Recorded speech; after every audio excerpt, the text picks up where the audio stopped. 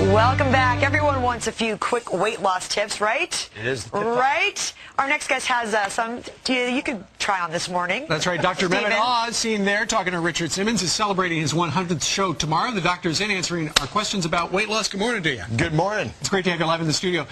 Last time you were here, you brought something and you kept it underneath a blue thing like that. It We've seen your show. We know what's about to happen here. Right. Well, let's start off with the basics. Our 100th show is all about getting diet tips. Okay. Right? It's on tomorrow, and the reason we got these tips is people who lost a lot of weight, and everyone lost 100 pounds. Wow. They know how to do it. So we start off with a very basic idea of how important is the waist size. And the waist size is important because God. this is the omentum. Now, that's about the size of your omentum. Hold it like that. My what? Your omentum? The omentum is what's underneath your waistline. That's why we measure your belly fat, and we want to make sure...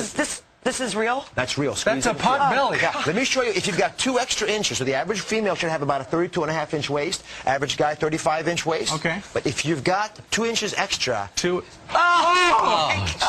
you've got this. Steve, come over here. Steve, come over here and hold it. Come on now. Come on, Peter, you want to help a little bit? Now, Julie, compare these. I can hold my own. You can hold my own.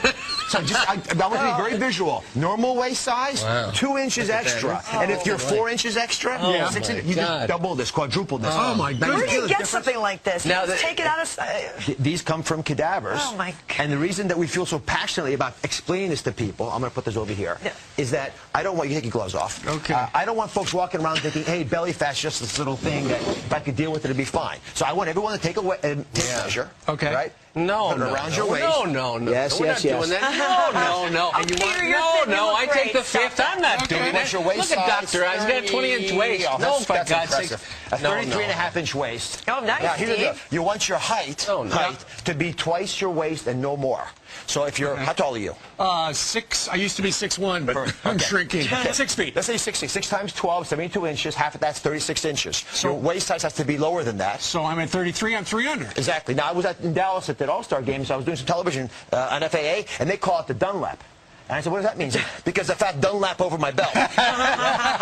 You guys never buy a new belt. You actually have to take your belt size and get rid of it, because guys wear their waist belt right on here, and they're fat. You know, they wander around like this, waddle around. All right. You actually measure it. Now, Dr. Oz, you've got some tips. First off, you say that you should start your morning with oatmeal. Oatmeal without question. And let's just go Because it's filling? Well, it's filling, but it gets you started off in the right rhythm. If you have oatmeal, blueberries, nuts, these are wonderful foods because they satiate you, and the fiber actually releases the sugar very slowly into your bloodstream, so you don't create the metabolic headaches that so often occur. Speaking of metabolism, green tea, wonderful tool to add instead of coffee once in a while. It's got a quarter of the caffeine of coffee, but it's young tea. That's why it's green, hasn't oxidized, gives you lots of those polyphenols that you know will stimulate your metabolism. Wonderful tool to use as a weight loss, and plus you don't add cream and sugar to green tea the way you would with coffee. You avoid that headache. There's caffeine, though. Caffeine in green tea? There is caffeine. It's about a quarter of the caffeine. Okay. But if you have to put a little something in there, could you put some honey in it? Or honey, agave. You can use lots of things. Pepper? Peppers, I love. I threw this all over my pizza last night. This is one of the big secrets, I tell you. Capsaicin found in red peppers, it actually reduces your appetite at the next meal. So if you have a spicy breakfast, but add these to your eggs, for example, in the morning, then for lunch you actually on average eat less. Big secret folks don't realize, when we were growing up, we had this size plates. Eating food. This is a 9-inch plate, right? The tape plates now were 11 inches. And we just want more. We've supersized our plates. This is almost twice as much food as this. And one final thing, the brain has 4 satiety centers. They are satiety centers and desires for water, for food, for sex, and for sleep.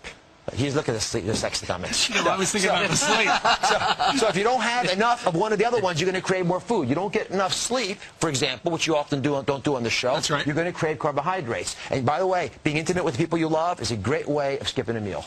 So let's all go have sex right now. We love his advice, don't we? Dr. Oz. All right, Dr. Oz. Great pleasure. Next time. Congratulations on your show, by the way. 100th episode. Great show. Thank you. It's a fantastic show. You're very You're working with a lot of people I used to work with, too, so that's why. It's great stuff. Thank you very much. All right.